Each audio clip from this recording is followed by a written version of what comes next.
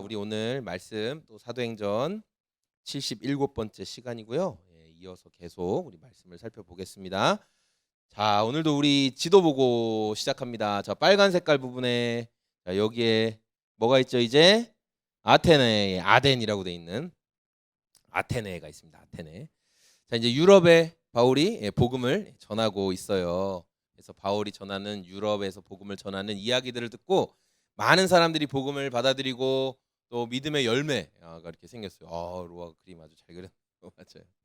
자, 그래서 하나님의 은혜가 있는 곳에는 아주 중요한 영적인 원리가 있는데, 하나님의 은혜가 있는 곳에는 이 약한 자들의 방해가 함께 있거든요. 왜냐하면 사람은 하나님을 대적하고 싶은 그 존재이기 때문에 하나님의 말씀이 선포되고 또 우리의 죄, 우리의 연약함이 복음 앞에서 딱 지적이 되면 그거를 아하 하고 받아들이는 게 아니라 내가 무슨 죄인이야 이러면서 확 분노가 일어나는 게 사람이라는 거예요.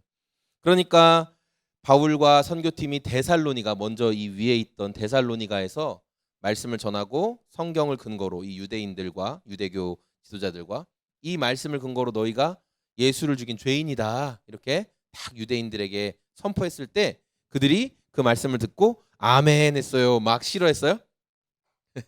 막 싫어했어요. 맞아요. 어떤 사람들은 하나님의 특별한 은혜 가운데 믿어지는 사람이 있었지만 많은 사람들이 저 바울을 없애버려야 돼, 죽여야 돼 그렇게 생각했어요. 그 이유는 말씀 때문에 그런 것도 있었지만 바울이 계속 있으면 자기들이 유대교를 지금까지 이렇게 착 발전시키고 사람들에게 유대교로서 어떤 자기들이 가지고 있던 기득권이 있었는데 다 뺏길까 봐 바울에게. 그래서 그렇게 핍박을 했던 거예요. 이 사람들은 성경을 근거로 바울과 논쟁하면 그 사람 바울과 또 데살로니가에 있던 사람들이 바울을 이길 수 있다고 생각했을까요? 못 이긴다고 생각했을까요? 이길 수 있다고 바울을 성경을 근거로? 아주 태세 전환이 빨랐어요. 맞아요. 못 이겨요. 그러니까 어떻게 했냐면은 시장에 있는 깡패, 불량배들을 막 동원해서 저 바울 저놈 좀 쫓아내봐, 잡아와봐 막 그렇게 했어요. 그래서 데살로니가에 있던 야손이라는 사람, 데살로니가의 믿음의 형제들이 바울과 선교팀을 착 숨겨주었죠. 숨겨주고 그리고 어디로 도망가게 해주었을까요? 한 80km 정도 떨어진 그래요. 맞아요. 여기 베레아로 피했잖아요. 그렇죠? 데살로니가에서 베레아로 피했어요. 우리 지난 이야기 한번 다시 생각해 보는 거예요. 근데 베레아의 사람들은 어떤 사람들이 있어요? 여기 나오는 베레아의 이미지 사람들. 바울이 전한 복음을 받아들이고 그 말만 듣고 믿었어요? 아니면 성경을 또 깊이 연구했어요? 성경을 깊이 연구했잖아요. 그렇죠? 제가 지난주 수곡교회에서 이제 말씀 전하면서 그 얘기했거든요. 편견과 선입견. 우리는 두 마리 개를 키우고 있습니다. 모든 분들이 다 개를 키우고 있습니다.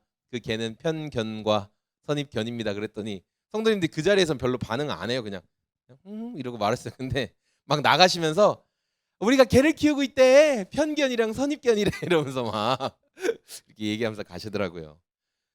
베레아 사람들은 편견이나 선입견을 갖지 않고 바울의 말을 들었어요. 일단. 그리고 성경을 통해서 정말 그 말이 진짜인가를 찾아보니까 정말이네. 바울의 말이 맞네. 그들은 예수님이 믿어지는 은혜를 경험하게 되었죠. 베레아 지역에서 많은 사람들이 예수님을 믿고 있다라는 소식이 또 데살로니가로 다시 이제 소문이 들렸어요. 그러니까 데살로니가에 있던 사람들이 바울을 잡아 없애려고 또 베레아까지 막 달려왔어요. 베레아의 성도들은 데살로니가에서 바울을 잡으러 온 사람들을 순순히 적들의 손에 내어주었어요? 아니면은 도망가게 해주었어요? 도망가게 해주었죠. 맞아요. 모른 척하지 않고 320km나 되는 먼 거리 이 아테네까지 바울이 피난 갈 수 있도록 함께 곁을 지켜주면서 가주었어요. 그리고 이제 아테네에 도착해서 바울이 부탁을 해요. 실라와 디모데를 저에게 보내주십시오 이렇게 말하고 베레아 성도들은 알겠습니다. 저희가 이 두 사람을 당신에게 보내도록 하겠습니다 하면서 다시 이제 베레아로 돌아갑니다. 그럼 이제 아테네에 누구만 혼자 남았어요? 바울만 혼자 남았어요. 예, 바울이 이제 혼자 남은 거예요. 우리가 세계 지리를 잘 몰라도 이 그리스의 아테네라는 이름은 한 번쯤은 다 들어봤을 거예요. 그렇죠? 왜냐하면 이 아테네라는 지역은요, 아테네라는 곳은 정말 세계의 어떤 서양 세계의 근간을 이루고 발전을 이루는데 정말 큰 영향을 끼친 곳이 바로 저 아테네라는 지역이었어요. 며칠 전에 우리 선거가 있었죠. 며칠 전에 선거가 있었는데 뭐 깊은 얘기는 안 하겠습니다. 선거가 있었는데 우리나라의 통치 체제가 민주주의 체제죠. 민주주의라는 체제를 사용하고 있어요. 뭐 공산주의, 사회주의 막 이런 여러 체제가 있는데 우리는 자유민주주의라는 체제를 가지고 있어요. 그런데 거기서 나오는 이 민주주의라는 체제를 어디서 만들었냐? 바로 저 아테네에서 그 민주주의가 출발한 거예요.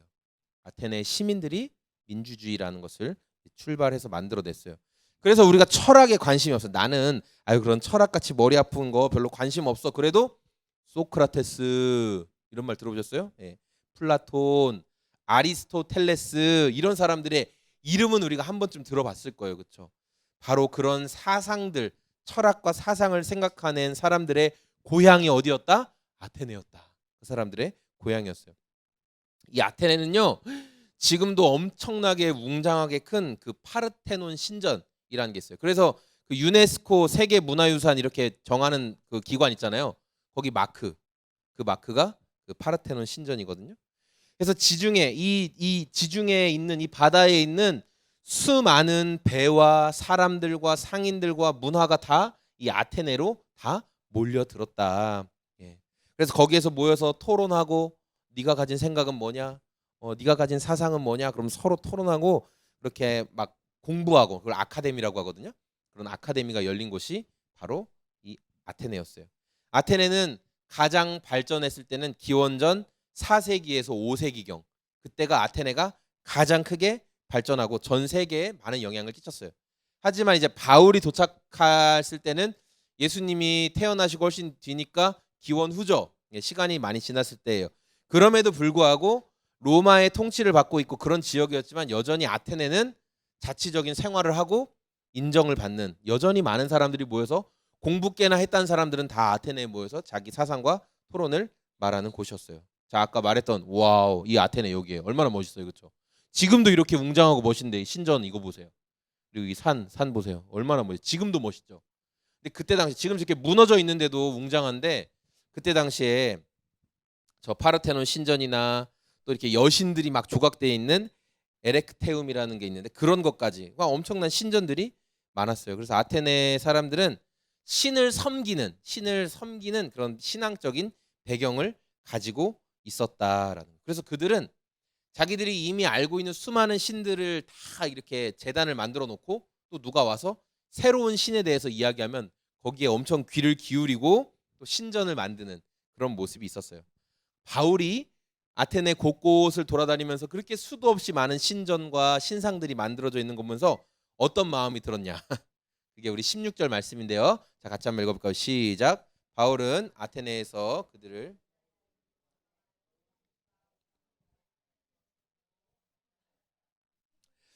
바울의 마음이 격분했대요. 격분. 이거를 보다 원어적인 표현을 읽으면 같이 한번 읽어볼까요? 시작. 그의 속에 있는 그의 영이 분노로 타오르고 있었다라는 거예요. 바울의 마음 속에 있는 바울의 영이 분노로 타올랐다. 성경이 이걸 좀 원어에 더 직역하면 이런 의미인데, 그러니까 바울 안에는 예수님을 만나서 새로운 생명이 들어왔거든요.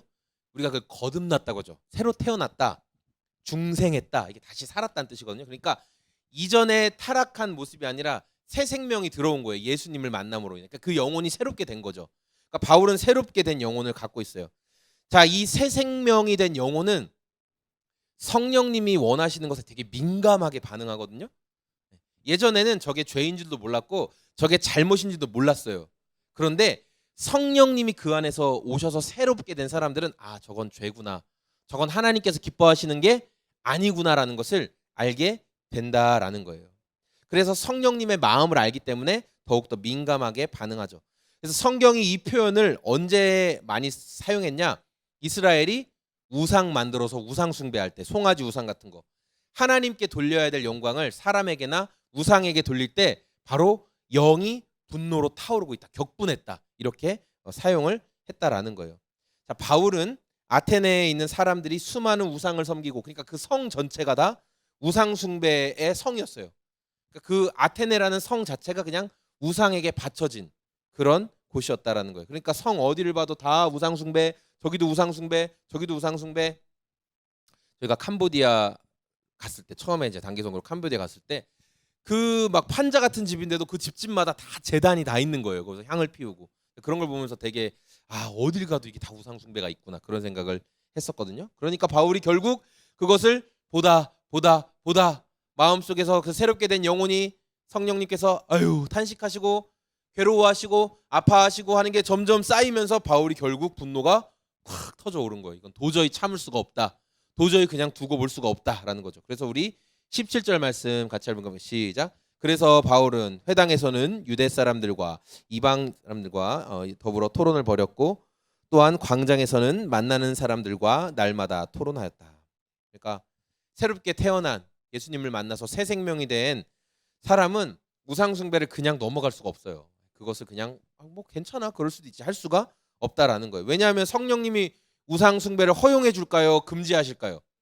금지하시거든요. 그러니까 내가 성령님 안에서 새로 태어났으면 나도 그게 용납이 안 되는 거예요. 근데 뭐 우상 숭배 괜찮아, 뭐 아테네에서 다 문화니까 그냥 해도 되지, 절대 그럴 수 없다라는 거예요. 바울은 아직 동료들이 도착하지 않았지만, 그래서 이렇게 혼자 있으니까 좀 위축될 수 있죠. 막 눈치도 보이고 올 때까지 나 기다리고 있어야지.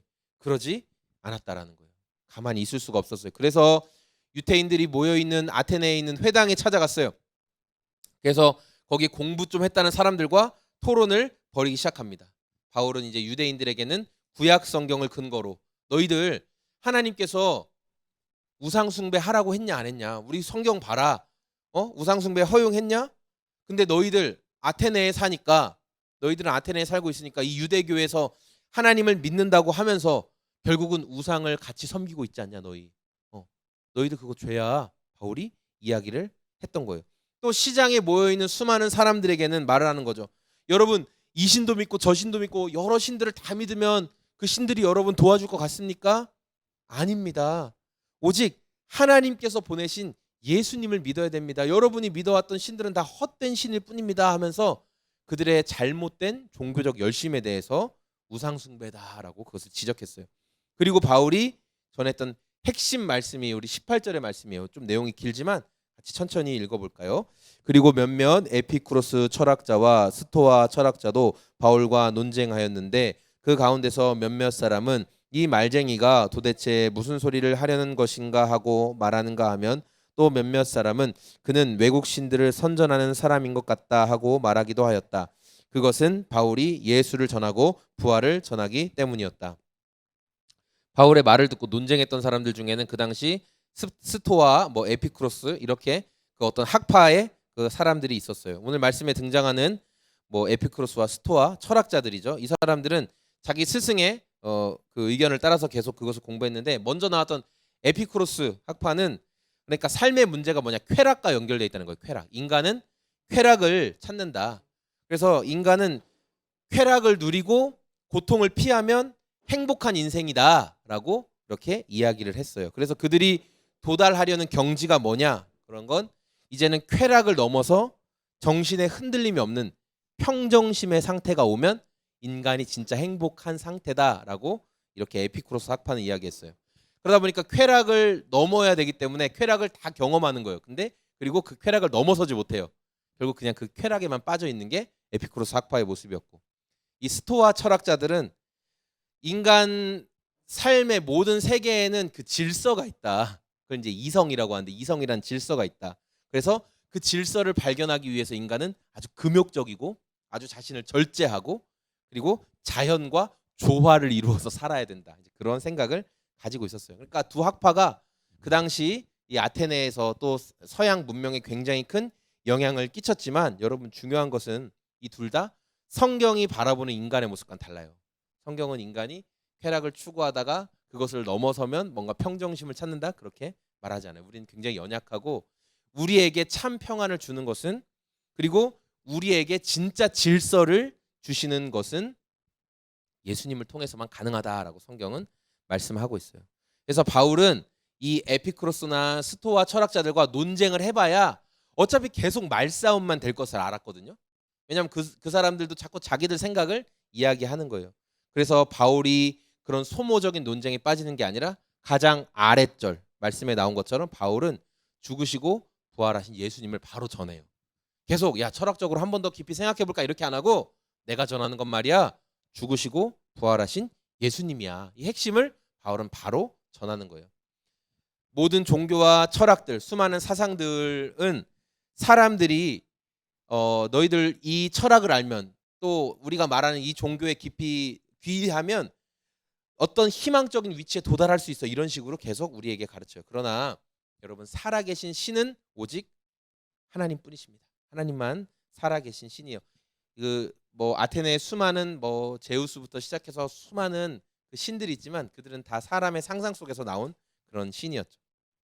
그리고 그 유일한 신이신 하나님께서 자기에게 나올 수 있는 길을 자신이 스스로 마련해 주셨는데 그게 뭐냐면 예수님을 통해서만 죽으시고 부활하신 예수님을 믿음으로만 하나님께 나아갈 수 있다라고 성경은 분명하게 말씀하셨어요. 그래서 바울은 아테네에 있는 수많은 철학자들 똑똑하다는 사람들에게 부활하신 예수님만을 전합니다. 세상의 수많은 것들이 성공과 평화를 줄게 나를 잘 따라와 하면 내가 성공과 평화를 줄 수 있어 이렇게 말합니다. 뭐 권력, 뭐 학력, 돈, 건강 많은 것들이 나만 따라오면 너에게 진짜 행복을 줄게 이렇게 이야기를 한다는 거예요. 이로희 성도님. 하지만 우리에게 진짜 평화는 오직 죽으시고 부활하신 예수님만이 사람에게 참 평안을 주실 수 있는 분이시다라는 거예요. 예수님을 만나고 거듭난 성도만이 예수님이 주시는 참 평안 안에서 그 진짜 소망을 발견하며 살아갈 수 있어요. 이 복음의 방해자들 그들을 피해서 아테네에 도착한 바울은 베레아 성도들의 도움으로 이제 아테네까지 잘 오게 됐어요. 그리고 거기서 혼자 있는 시간을 보냈는데 얼마 동안 혼자 있다가 그리고 아테네 성을 계속 둘러보았는데 구석구석 우상 숭배하지 않는 곳이 없는 거예요. 다 우상 숭배하는 곳인 거예요. 그러니까 이제 유대교 성전에 들어가서 거기에서 위협을 무릅쓰고 먼저 복음을 전합니다. 유대교 성전 안에서는 그 사람들이 막 하나님을 믿는 것처럼 말해도 성전 밖을 나가서 한 발자국만 나가면 그냥 곳곳에 다 우상 숭배하는 문화인 거예요. 문화. 그러니까 말로는 하나님 섬긴다고 하면서 그 문화에 많이 빠져 있었던 거죠. 그래서 바울은 이런 우상 숭배의 모습, 그 영혼이 새로 거듭났기 때문에 그냥 두고 볼 수가 없었어요. 그래서 사람들에게 죽으시고 부활하신 예수님에 대해서 강력하게 선포했던 거예요. 서양 문화에 지대한 영향을 끼친 아테네 사람들이 수많은 철학, 문화 그리고 많은 신들을 섬겼던 이유가 무엇일까? 뭐 에피쿠로스 학파, 뭐 스토아 학파 그들이 바랬던 그 왜 그런 걸 추구했냐면은 뭔가 행복 그리고 어떤 초월적인 삶을 내가 이 공부를 하면 이룰 수 있을 거야라고 생각했기 때문이에요. 그러나 바울은 사람의 진짜 살 길은 어디 있냐? 오직 예수님께만 있다라고 말한 거예요. 길게 막 논쟁할 필요가 없어요. 어차피 그래봐야 그 사람들은 야 너 말 더 해봐. 야 그거 신기한데? 그냥 그렇게만 받아들였기 때문이에요. 바울은 그가 무엇을 붙잡았냐면 예수님의 죽으심과 부활만을 붙잡았어요. 죽으시고 부활하신 예수님만이 인간에게 참된 소망과 기쁨을 주실 수 있다. 그것을 그냥 누구 앞에서든 담대하게 선포했던 거죠. 지난 화요일에 3040 예배를 우리 교회에서 드리게 됐어요. 이렇게 보시는 것처럼 예상보다 굉장히 많은 분들이 오셔서 예배당이 완전히 꽉 찼어요. 밖에는 아이들이 밖에서 있었고 제가 감사했던 것은 이제 참여했던 모든 분들이 다 한결같이 너무 좋은 시간이었다. 참으로 귀한 시간이었다. 뭐 어떤 친구는 개인적으로 저에게 연락을 와서 자기가 근래에 경험한 가장 큰